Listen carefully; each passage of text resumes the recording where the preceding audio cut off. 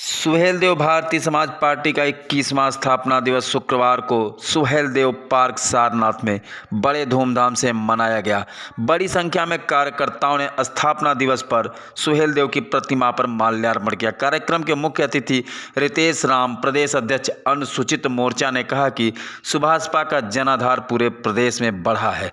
अन्य प्रांत में बिहार, महाराष्ट्र, पंजाब, उत्तराखंड में भी पार्टी संगठन को मजबूती देने में लगी हुई है। उन्होंने कहा कि ओम प्रकाश राजभर के विचारों को और तेजी से अन्य समाज में फैलाए जाने की जरूरत है। कार्यक्रम में विशिष्ट अतिथि के रूप में सिंहासन राम ने कहा कि डॉक्टर अंबेडकर, माननीय कांसी राम ने जो दलितों, पिछड़ों के हक अधिकार की लड़ाई लड़ी, उस लड़ाई को ओम प्रकाश राजभर जी आगे बढ़ा रहे हैं। कार्यक्रम की अध्यक्षता जिला अध्यक्ष गणेश चौहान ने की। इस मौके पर जिला प्रमुख दिनेश देव, राजभर, सुनील पटेल, दशरथ, डॉक्टर बसंत, दिलीप, अमित, सिद्धार्थ, उर्मिला, सोना समेत दर्जनों लोग मौजूद रहे। वाराणसी से ब्यूरो रिपोर्ट। 75 साल हो गया, लेकिन 75 साल में देश की शिक्षा नहीं बदली, क्योंकि यहाँ पे कौन शिक्षा नीति को अपना लिया गया, एक प्राइवेट, कॉन्वेंट, एक सरकारी विद्यालय। तो आपको पता होगा कि सरकारी विद्यालय में कौन पढ़ते हैं? गरीब मजदूर के बच्चे सरकारी में, जिनकी व्यवस्था ठीक ठाक, उनके बच्चे कॉन्वेंट में। तो नेताजी ने शिक्षा को सुधारने का कार्य किया। क्या किया कि जब उन्होंने देखा किसी टाट पट्टी पर बैठकर हमारे पिताजी पढ़े, हम पढ़े और हमारे बच्चे उसी टाट पट्टी पर पढ़ने जा रहे हैं और देश आजाद होकर कितना विकास हुआ, तो सर्वप्रथम नेताजी के आह्वान पर, नेताजी के पहल पर प्राइमरी का ड्रेस कोड, बच्चों का जो ड्रेस कोड था उसको फैंसी किया गया, उसको कॉन्वेंट के हिसाब से उनको ड्रेस दिया गया और प्राइमरी पाठशाला में टेबल, डेस्क, पंखा अगर लगाने का अगर किसी ने कार्य करवाया या किसी के पहल के द्वारा हुआ, वो नेता ओम प्रकाश राजभर जी के द्वारा हुआ। यह किसी व्यक्तिगत एक समाज के लिए नहीं, बल्कि उन सर्व समाज के जितने गरीब समाज के बच्चे पढ़ने वाले प्राइमरी में है, उन सब के लिए यह कार्य नेता ओम प्रकाश राजभर जी ने किया। साथियों, दूसरा काम नेता श्री ओम प्रकाश राजभर जी ने क्या किया? समाज के जितने भी गरीब समाज के लोग रहे, जो इलाज कराने में असाध्य बीमारी से जो पीड़ित हो गए, जो इलाज कराने में असमर्थ रहे, और योगी मुख्यमंत्री उत्तर प्रदेश श्री महानादित्य योगी आदित्यनाथ जी ने कैबिनेट की बैठक में नेताजी को इस बात के लिए धन्यवाद दिया और उनका सम्मान किया कि पूरे उत्तर प्रदेश में 403 विधायकों में, पक्ष विपक्ष को लेकर 403 विधायकों में अगर गरीबों के कल्याण हेतु, गरीबों के इलाज हेतु अगर किसी ने सबसे ज्यादा धन का प्रयोग अपने निधि का या सरकार के निधि का अगर किसी ने प्रयोग किया, तो सुहेलदेव भारतीय समाज पार्टी के राष्ट्रीय अध्यक्ष माननीय श्री ओम प्रकाश राजभर जी ने किया। अन्यथा और कोई विधायक इतना गरीबों के इलाज के लिए अनुदान नहीं दिया। साथियों, तीसरा कार्य साथियों, देश की आधी आबादी आज जो आरक्षण लागू हो रहा है, महिला बिल जो पास हुआ सदन में, वह नेता ने ओम प्रकाश राजभर जी का संघर्ष रहा कि 20 साल से पार्टी बनाकर महिलाओं के हक अधिकार की बातों करते थे। 33% आरक्षण महिलाओं के लिए भी लागू किया जाए। साथियों, उसके लिए नेता ओम प्रकाश राजभर ने भारतीय राजनीति के इतिहास में सर्वप्रथम महिला हक अधिकार की रैली को करवाकर यह इतिहास की दीवार कायम किया कि उत्तर प्रदेश नहीं, पूरे देश में जितनी भी राजनीतिक पार्टियां हैं, किसी की पास क्षमता नहीं है कि इतना बड़ा सम्मेलन महिला हक अधिकार के लिए कर दे, जिसमें सब कुछ महिलाओं को समर्पित किया गया।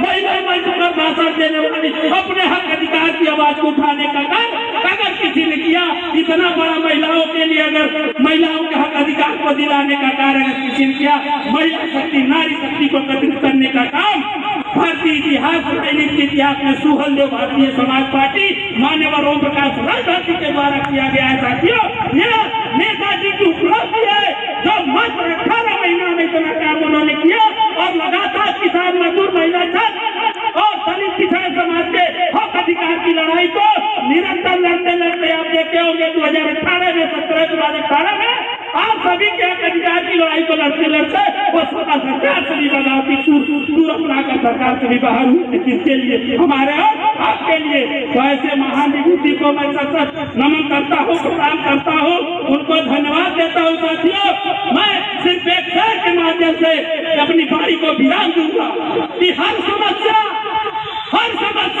सुलझ सकती है यदि आप उलझना छोड़ दे, हर मंजिल मिल सकती है यदि आप भटकना छोड़ दे। इन चंद शब्दों के साथ मैं अपनी वाणी को विराम देता हूँ। जय हिंद, जय भारत, जय सुहेलदेव। घुमा फिरा के आराम से। रितेश नाम है हमारा, गाजीपुर से के रहने वाले हैं। प्रदेश अध्यक्ष अनुसूचित प्रकोष्ठ उत्तर प्रदेश की जिम्मेदारी में। आज किस तरह का कार्यक्रम चल रहा था यहाँ? माननीय नेताजी ने 2 अक्टूबर 2002 को सुहेलदेव भारतीय समाज पार्टी की स्थापना इसी जगह से की थी। उसी का स्थापना दिवस आज 21वां स्थापना दिवस मनाया जा रहा है और पूरे प्रदेश के हर जिला मुख्यालयों पर मनाया जा रहा है। आगे 2024 में पार्टी की क्या रणनीति है, किस रणनीति के तहत चुनाव लड़ेंगे? हमारा गठबंधन हो चुका है भारतीय जनता पार्टी से। बाकी हम लोग कार्यकर्ता हैं, नेता की जो नीतियाँ उसको हम लोग मानने का काम करते हैं। आप रहे हैं, क्या स्थिति लग रही है 2024 में एनडीए की गवर्नमेंट बनेगी। हमारे देश के प्रधानमंत्री नरेंद्र मोदी की नेतृत्व में फिर देश का सत्ता आएगी।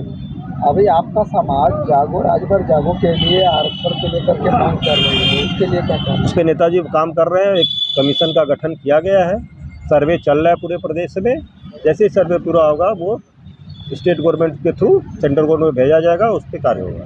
2024 पहले उस पर कार्रवाई की जाएगी। और एक वीडियो वायरल हो रहा था, अजय राय जो कांग्रेस के हैं और आजम खां जो सपा के नेता थे, तो मिलने के लिए जेल में गए, उसको लेकर क्या कहना चाहते हैं? उसके बारे में कोई कमेंट नहीं। हम लोग अपने दल के बारे में पूछिए, दल की नीतियों के बारे में प्रचार प्रसार में हम लोग रहते हैं। कौन क्या कर रहा है इससे कोई मतलब नहीं। मैं सिंहासन राम, मंडल अध्यक्ष वाराणसी, और जहाँ से हमारे राष्ट्रीय अध्यक्ष विधानसभा जहुराबाद के विधायक हैं, वहाँ से मैं उनका प्रतिनिधि हूँ। आज इस पार्टी के 21वां स्थापना दिवस के शुभ अवसर पर आप सभी पत्रकार साथियों को बहुत बहुत शुभकामना देते हुए, आप लोगों का पार्टी को बढ़ाने के लिए बहुत बड़ा योगदान रहा आप सभी साथियों का। मैं वीरेंद्र प्रताप राजभर, सुहेलदेव भारतीय समाज पार्टी का मंडल महासचिव और नेताजी के संघर्ष में जेल का साथी। आज